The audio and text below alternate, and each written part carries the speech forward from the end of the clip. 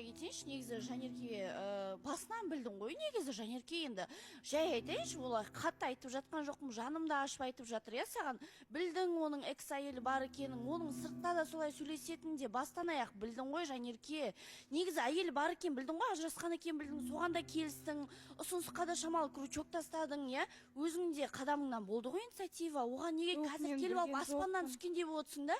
Ол жарайды. Енді мына жерде бар ғой, экс-әйелі Аида, например, аталмасын дейді да, бірақ ол әдейі осындай тірлік істеп отыр.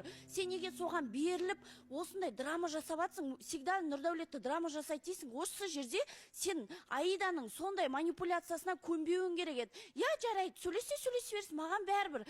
Главное, Нұрдәулет менің жанымда деп қоя салуың керек. Ол алыста, Нұрдәулет сенің жаныңда. Вот причина. Бірақ бұл жерде Айжан қараңызшы, скрин, дәлелдер бар. Қалай сенбейді? Жанерке әрине сеніп қалады, шынымен де сөйлесіп жүр, сонда мені де алдап жүрма деп ойлайды ғой кім болса да.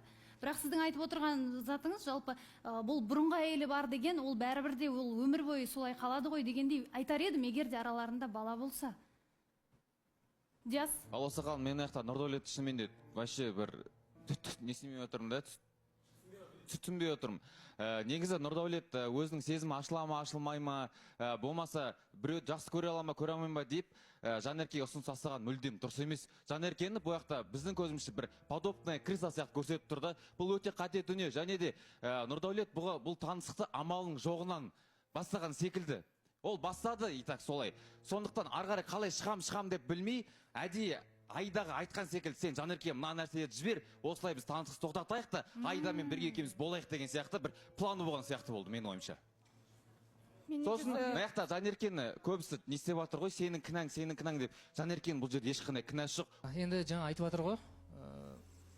Негізінде бұл жерде Аида болсын, болмасын, бұл таныстық тоқтайтын еді.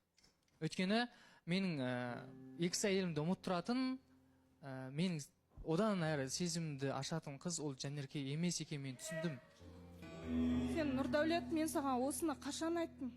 Мен саған ана аптадан бастап айтып жүрдім, Нұрдәулет екеуміз таныстықты тоқтатайықшы, мен уже шыдамаймын. Экс-әйеліңмен сөйлеспей тұрып та мен саған айтқанмын. Екеуміздің арамызда бір жылулық қалмады. Біз екеуміз көріспейміз де, ештеме істемейміз. Сен мен қасыма жолағыңда келмейді. Мен жынды емеспін, мен соқыр адам емеспін. Мен оның барлығын көріп жүрмін, сезіп жүрмін, байқап жүрмін. Давай екеуміз таныстықты тоқтатайықшы деген кезде не деп айттың сен? Жоқ Жанерке, сен маған керексің, таныстықты тоқтатқанын не істедің?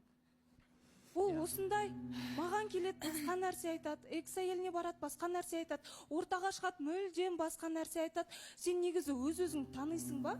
Негізі сенде адамгершілік дейтін нәрсе бар ма?